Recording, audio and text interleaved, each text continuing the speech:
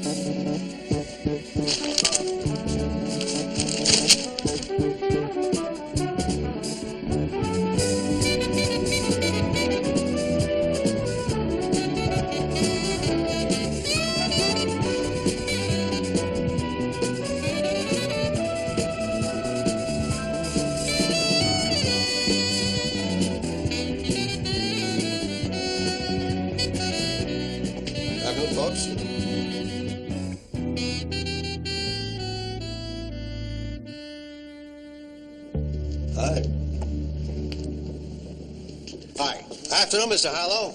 How's it going, Tim? Fine. Excuse me. Just a minute. Mr. Duncan, hello. Tim, my name is Lou Grant. I have an appointment with Charlie Hume. No, you're not here. If you could call his office.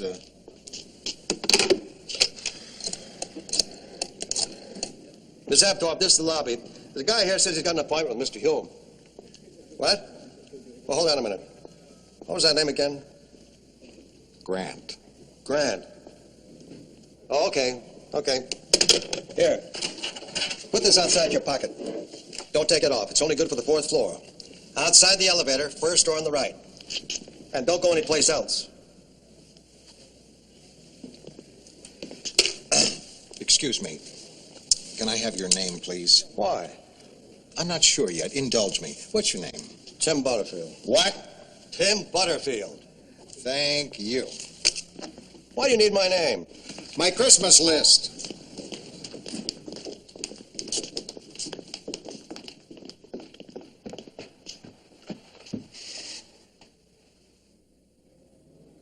Next week, I hope to be a 5.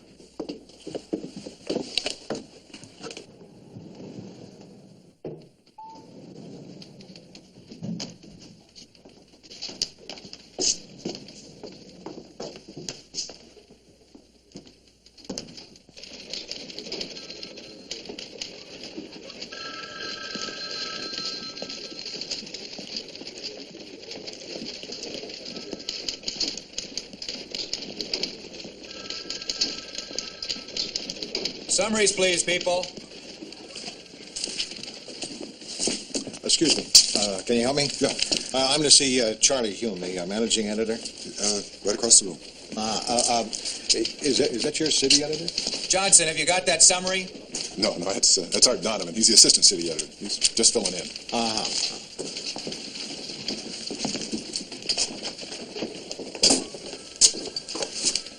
Hi. I'm Lou Grant. Oh, yes. Mr. Hume is tied up for a few minutes. He asked, could you please wait? Yeah, I can wait. Of course I can wait.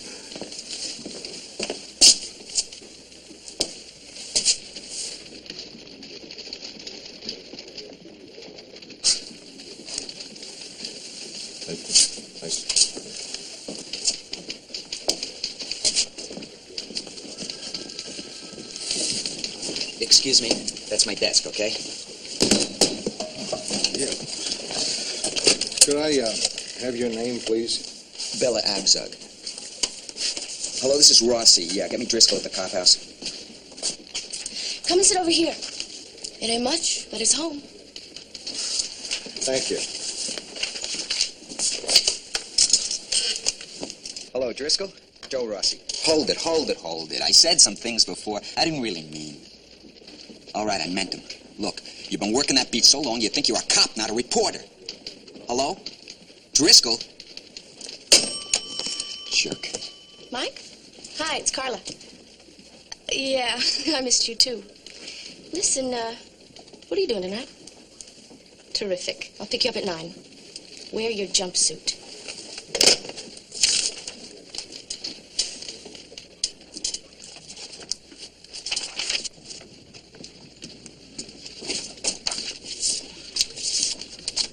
You like this? This is not bad. Stinks. I'm Lou Grant. They call me the animal. I can't understand why. The animal? Yeah. Hey, gorgeous. You see my byline this morning? Hey, I'm talking to you. Oh, I'm sorry.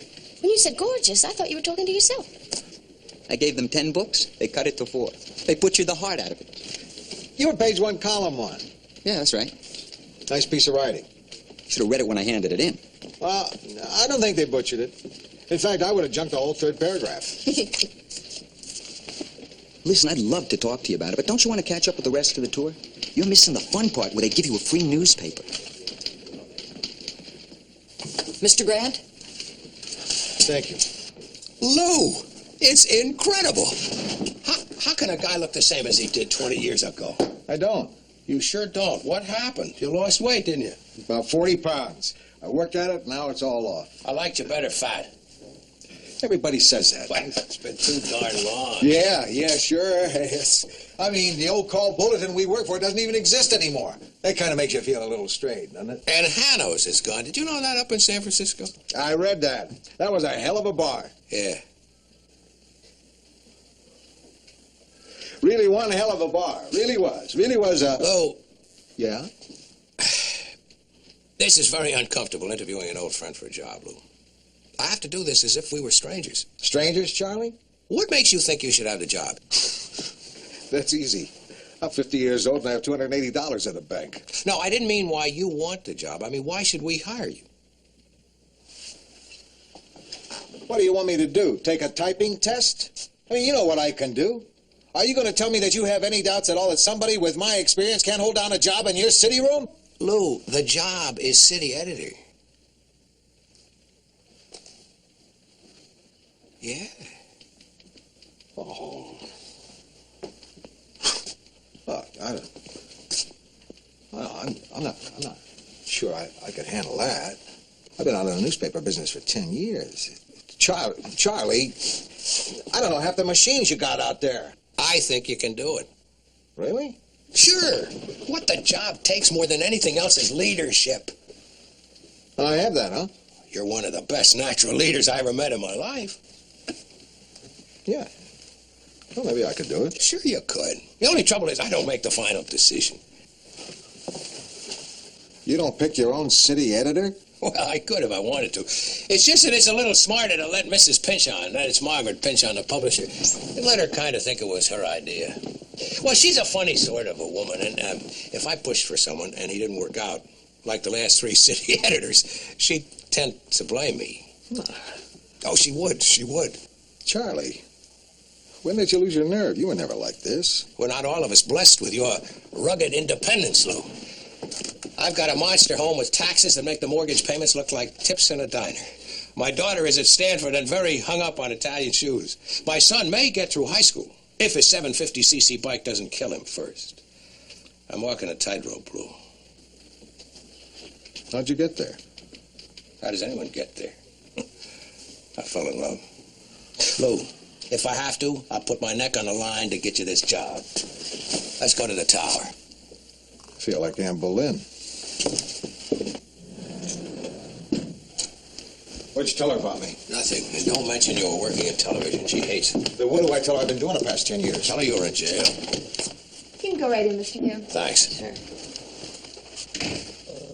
Is that her? No, her dog, who she keeps with her constantly. Constantly.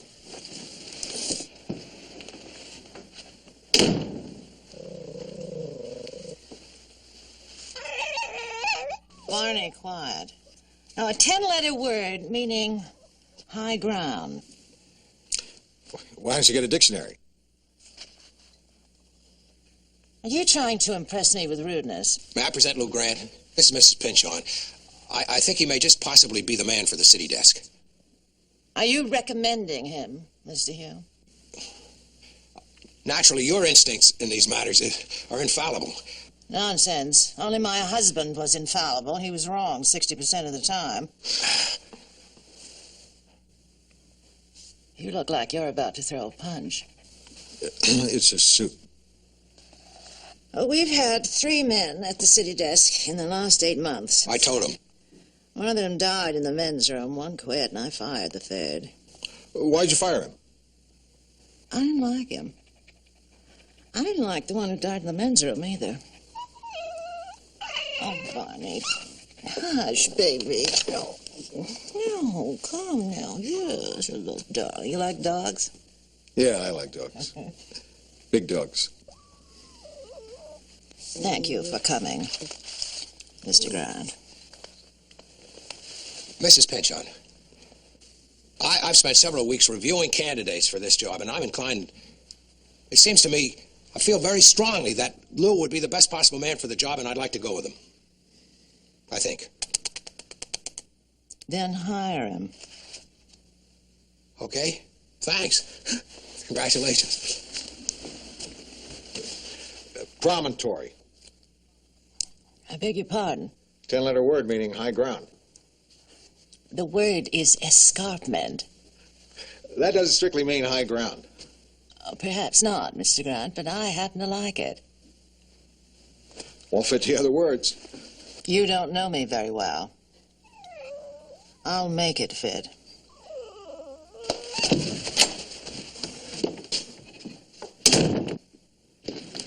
Lou, it's Art Donovan. Art Lou Grant. Hi. How do you do? Charlie, when are you going to get me out of this chair? This job is screwing up my social life. Then you'll be happy to meet the new city editor. It's all yours. Thank you. Have fun.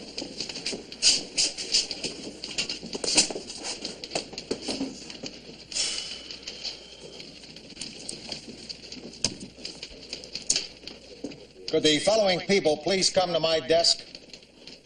Joe Rossi, the animal.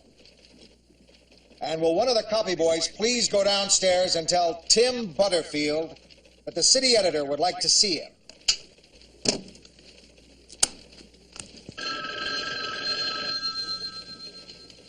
They're for you. City desk.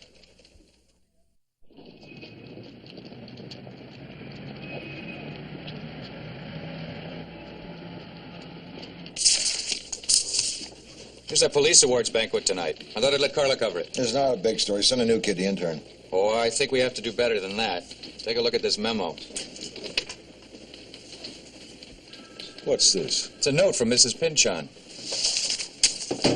She writes her memos on napkins? It's her newspaper. Charlie, I just got this napkin that says that we have to send a top reporter to cover a simple award ceremony. Oh, yeah. She wants you to send Carla. Are you kidding? We can get the speech from their PR guy, and any kid can check out the rest. Well, the bottom line here is that Mrs. Pinchon feels we've gotten a little unbalanced with negative police stories. Huh. We don't make the news. Sure we do. By what we pick to cover. Tonight's ceremonies, for instance. Send Carla. It's like using great booze to wash your socks. Units 23 and 17, 23 and 17, southbound Harbor Freeway between Slauson and Imperial. Overturned tanker. Traffic backed up 11 miles. Handle code 2. 14 Charlie 3, standby. 14017, okay. Rossi. Yeah. CHP just reported overturned tanker on the Harbor Freeway. Hey, listen, I'm working on something. I'm not ducking an assignment. This is special. Send Chambers. Chambers? Animal. Overturned tanker on the Harbor Freeway, Imperial and Slauson. Get over there. Sounds messy. Maybe I better change. Don't want to ruin my good clothes. What is it? Let's go private. Finish up for me. All right, what is it? I got a tip that something's cooking at the Cophouse. To quote my source, a scandal of immensity involving a bunch of cops from one of the divisions. What kind of a scandal? I don't know. Neither did he. What about our Cophouse guy? What does he say? Driscoll? You want my gut feeling? I'm afraid so. I think he's sitting on it. What are you talking about? The man's been covering a police beat for 30 years, sitting on a story. He doesn't know whose side to pick. I've seen it. He doesn't know if he's a cop or a reporter. Give me Driscoll. You don't like Driscoll, do you? It's a dinosaur. It's all over. Whatever happened to him was over a long time ago. I'm a dinosaur. It would be nice if you argued the point. It would be smart if you argued the point. I didn't mean you. Look, whatever you want to call him, the man is sitting on a story. Thanks. Yeah. Driscoll. Lou Grant. How's it going? Oh, well, up and down, over and under, in and out. You can't complain. Yeah, listen, there's a rumor floating around and something's cooking over there. You hear anything? Oh, something's always cooking. What'd you have in mind? Something dirty over one of the divisions. No, I haven't heard anything like that. I'll poke around. He's lying. Hang on. Get off. He's lying. Yeah. Listen, what are you doing for lunch? I thought we should get to know each other. You buying? Sure. Where's a good place? McKenna's. That's 5th near Figueroa. 1 o'clock? Gotcha.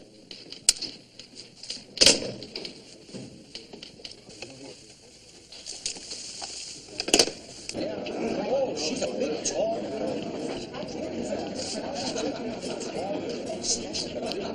What she did,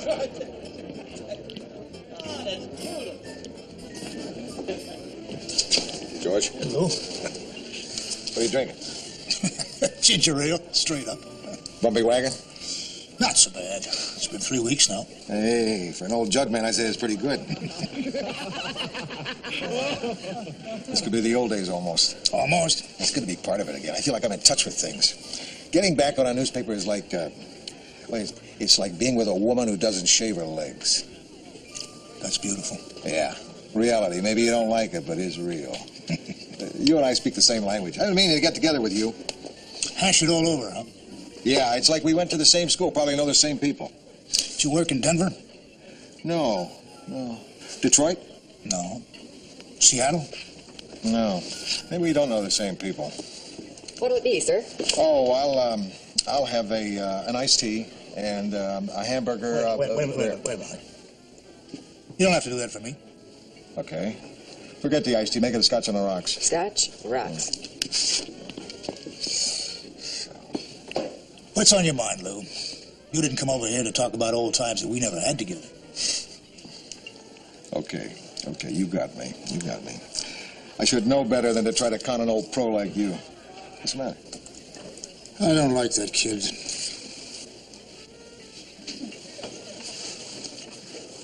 Well, I'm not nuts about him either, but he's good. Real good. Maybe. But he's got no idea of humanity. He doesn't care. Look, George, he's gotten the same tip twice about a big scandal brewing, maybe involving a whole police division here in the city. And he thinks you've been sitting on it. What about you? I thought it was worth a check out. Is he right? If I told you that there was some truth in it, would you let it go with that? What kind of dumb question is that? Maybe I'm wrong. Maybe we don't speak the same language. Lou, believe me, it's nothing. They're handling it themselves. Internal Affairs is on top of the whole mess. I know. Because they told you? They're not going to lie to me. They're my friends. Wait a minute. You're a reporter. You were hired as a reporter, and that's the way I carry you in the city room. Reporter and writer, so report. Come on, Lou. My only worth to the paper is my contacts. You take them away from me, and I am finished. I'm horsed out to sea. Just check me. Is this an old-fashioned notion of mine that when we find out things, we put them in our newspaper? Because if we find out things and just keep them to ourselves, we'd have all this empty white space in the morning. 16 officers are being investigated. For what? Which division? That's all you get. That's all I get. Well, if it isn't Officer Driscoll, they give you a badge yet? Bossy, your timing stinks. Look, if you won't report the story, at least give me an interview, officer. Get away from me. Hey, guys. No, really, I won't quote you. I'll just say an official police department. George, take it. Rossi, Joe, stop it, damn it. Stop it. Come on, you're making a scene. I've got ginger ale inside my shoes. Look, I'm sorry. I already said I was sorry. But I knew I was right about him. I was, wasn't I? Okay, maybe you are right. Maybe he is protecting his friends. But you don't even know the story, and you're ready to crucify the cops. Now lay off, or I'll drop you in those tulips.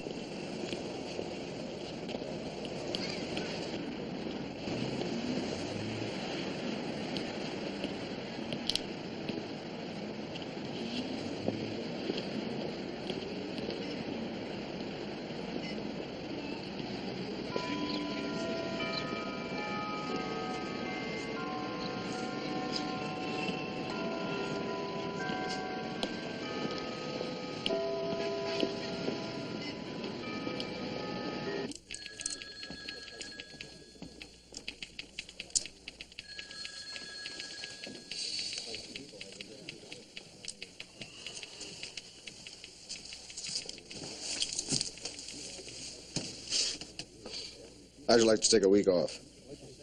What is this, a soft way of shipping me out? Oh, no. I mean it. Take a week off. Relax. Go fishing. I don't fish. I didn't say you had to catch anything. Look, I want you to take that week. I want you out of the way. I'm turning the kid loose, George. We're going for the story.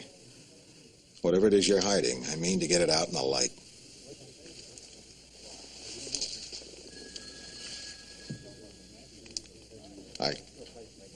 I have to do it. There's no other way.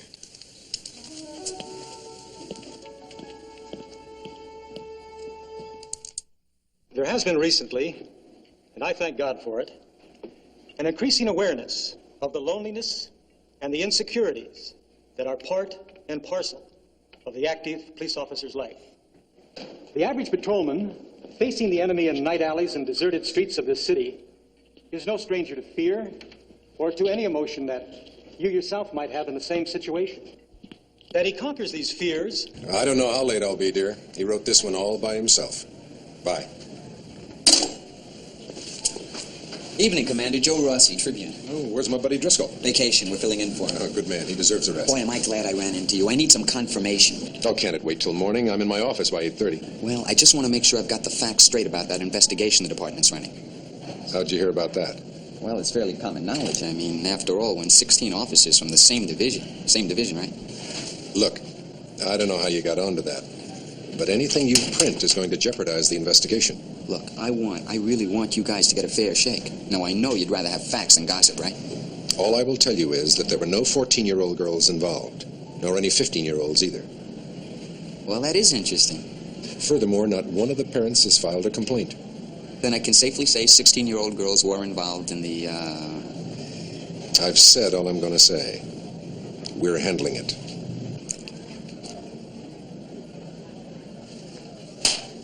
Well, if it weren't sex, they wouldn't be so jumpy about it getting out. I hate this kind of story. Ugh. Well, there's something here whether any of us likes it or not. Well, what do we do? We go ahead with it. We find out what division's involved. I know the PM Watch Commander at a Valley Precinct. Okay, that's our first step. How did Driscoll take it? Take what? Well, by rights, this should be his story. He'll be okay. He's a pro.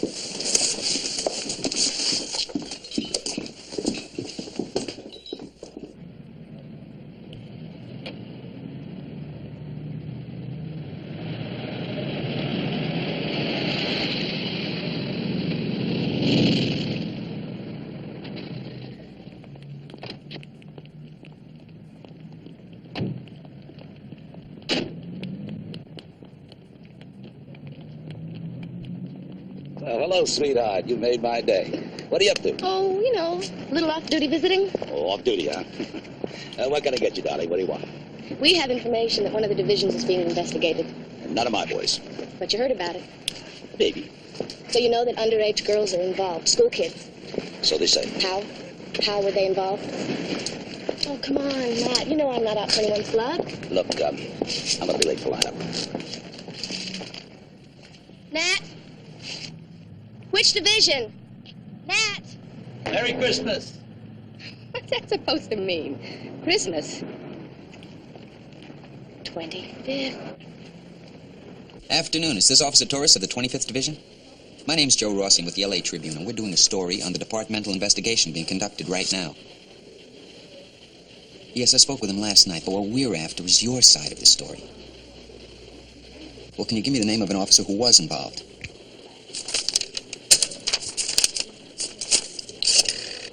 Well, the gas explosion in Westwood turned out to be minor. It's getting on. Did Chambers check in on that demonstration? Oh, yeah. He went alone. He outnumbered the demonstrators. Terrific. Let's get at least one local story on the front page, huh? How you doing? Getting there. There are 3 possibilities. 1, the summer camp the LAPD runs. 2, the community friendship project. 3, the sports program. Okay? Good work. Pay dirt. I assume that's your cute way of telling me that you have a lead. I found someone. Officer Lester Trask, 25th Division. I'm on my way. The reason I'm talking to you is that some of my friends called me after you phoned. I just wanted to tell you our side of the story before this thing gets blown up into something ugly. Were you on duty at the time? No, none of us were. The program was volunteer. It was an off-duty assignment. That's why we got to pay for our own lawyers. Been informed that these charges aren't job-related. What are the charges? I don't know yet. Contributing to delinquency, unlawful intercourse. Doesn't sound too good, does it? Did you know how old the girls were? So when this happened the first time, it was a victory celebration after a tournament up above Santa Barbara. We were on a beach. We lit a fire. Some guy had a guitar. There wasn't any discussion about how old people were. How old are you? How old am I? My wife is only 19. How old were the men? 26 to 37. Geez, I guess it sounds samey as hell, but it was really kind of innocent. I mean, those girls, they weren't girls. They were women. You should have seen them.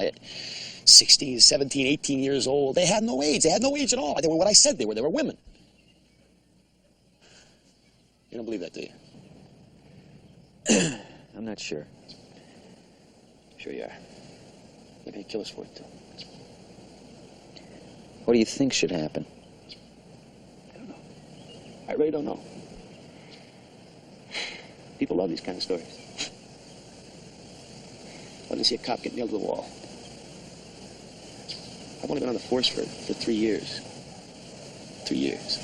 This is the whole ballgame right here. I got a daughter who's 8 months old. See how you feel when she's 16. A scandal of major proportions erupted today with the revelation of a sex club involving 9 police officers of the Hillside Division of the LAPD and young girls entrusted to their care. Some of the officers were middle-aged. You're really mad at these guys, aren't you? Yeah. Yeah, I can tell. I shouldn't be able to tell. Well, it's true. It's true? Sex club? Huh? I take it you saw their membership cards. Tell me about the team jackets. What sort of emblems did they use for this? Okay, I'll change that. How many of these cops were middle-aged? 1 for sure. That makes 8 for not sure. I didn't know you wanted a whitewash. You should have let Driscoll handle it. You're not afraid of me, are you? No. Ah, too bad. You did some good reporting on this, so I'm going to do you a favor. What? I'm not going to embarrass you by printing this. Redo it. The fact remains they were cops, old enough to know better, and the school children in their charge, schoolgirls, were victims, willing or otherwise. Their job was to protect these kids, not seduce them. Gentlemen, may I present Christine Farrell? Hi. Hello. Tell them who you are. I'm all-star right wing in the Girls Police Soccer League. Miss Farrell's 16. I'm sure that look on your face is purely protective, huh, Rossi? City desk. I'm calling as a favor to an old friend. Your Cophouse guy, George Driscoll, just fell off the wagon. Could have sent somebody with a sponge in a basket. Where is he? B. Joe's on Alvarado. Okay, thank you. I'll come get him. What is it? A guy I know fell down. I think I gave him the push. Find an empty office and get her story. I'll be back in an hour.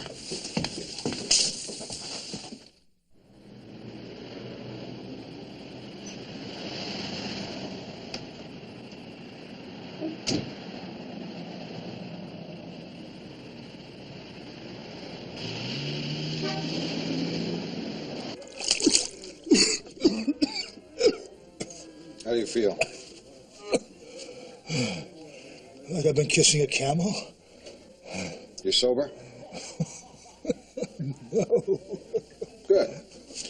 Then it won't hurt as much when I tell you. I know, I'm canned. You wish. What time is it? 5:30. You at the desk? Yeah. I couldn't wait to give you your new assignment. You'll enjoy working on the food section. Maybe they'll make you wine editor. Oh, quit kidding me.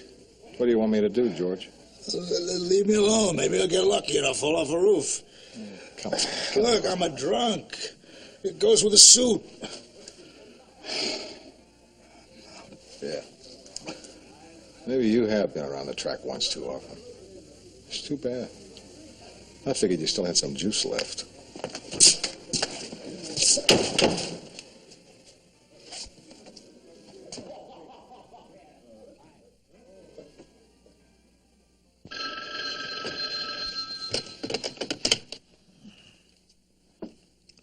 Yeah. Look, I didn't know whether to call you or not. Weren't you looking for Driscoll this afternoon? I found him. Why? Well, he came in a little while ago. He's sitting at a desk. What's he doing? Nothing. He's just sitting. Thanks, Sam. Good night.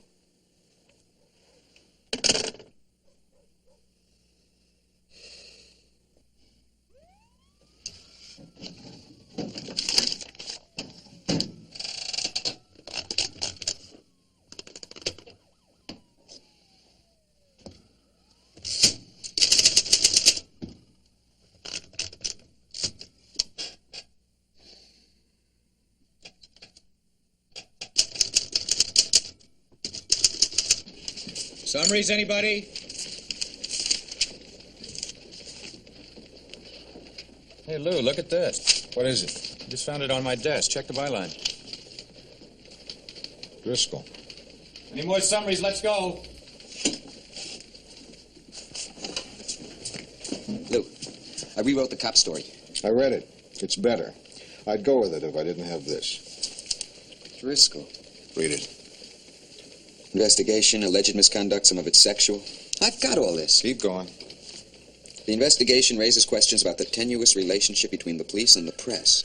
Several reporters received detailed information about the scandal and chose to withhold it because of professional friendships and fear of jeopardizing news sources on which they had come to depend. I was one of those reporters. I get a better opinion when you start to put out that kind of money. I've seen this before. There's more coming in on the way.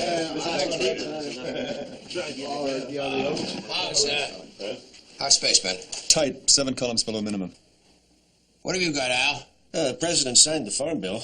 I see. Yeah, we ran that piece on the migrant workers the other day. I thought this would tie the whole thing together nicely.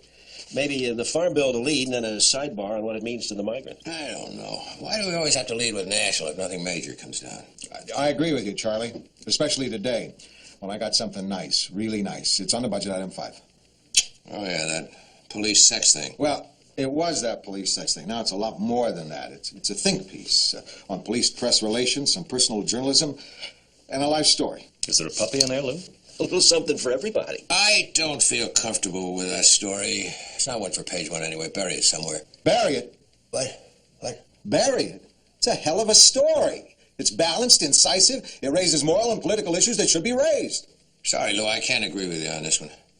How many columns do you need for the Rhodesian flare-up? 2 should do it. I'll mark it here with a run over.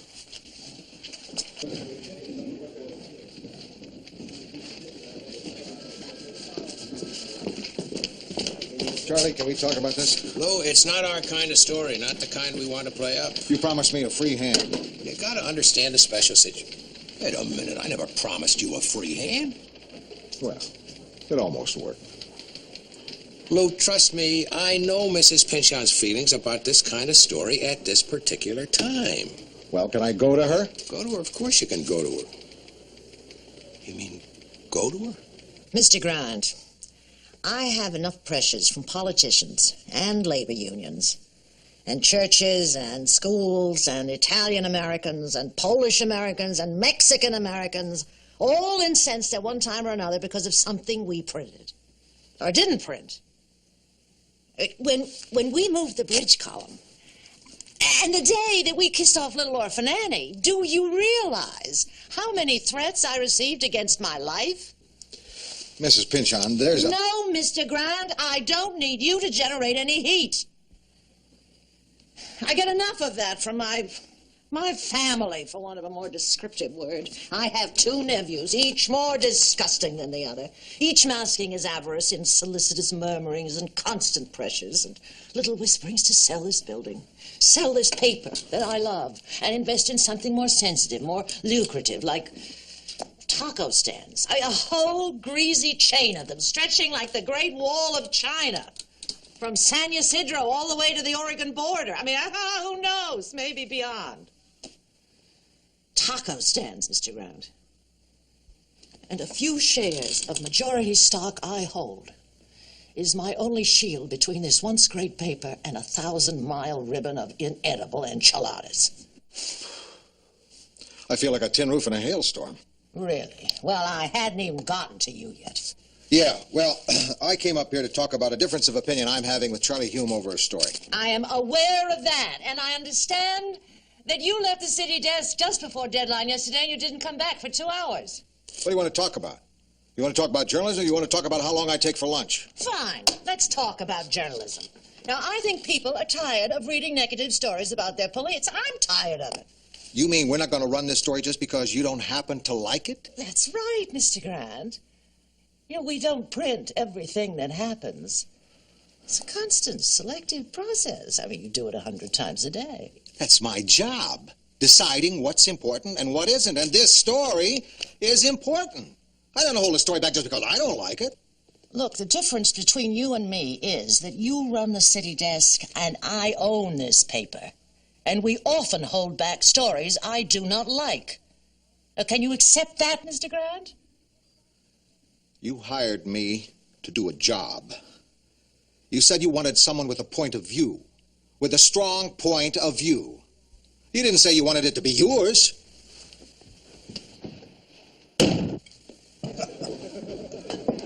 You know something? You're a bad influence. There's never been this many people in the bar after work. I'm going to miss you. You didn't quit? I think she's going to fire me. She's probably up there right now dictating my obit. I never said you wouldn't make a fine delivery boy. Look at the front page. Oh, my God. She ran my story.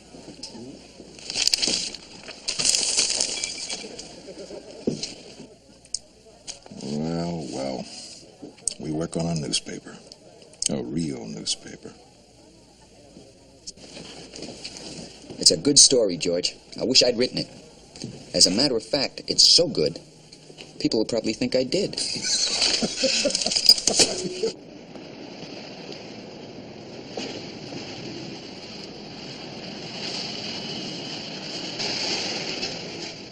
You need a lift? Oh. That's very nice of you. But I have to look at a house I may rent. The lady said it's very cute and it's very Spanish. It's in some place called Silver Lake. Oh, well, get in. I'll drive you. Well, it's in Silver Lake. Are you sure it isn't out of your way? Oh, as a matter of fact, it is. I'll see you tomorrow.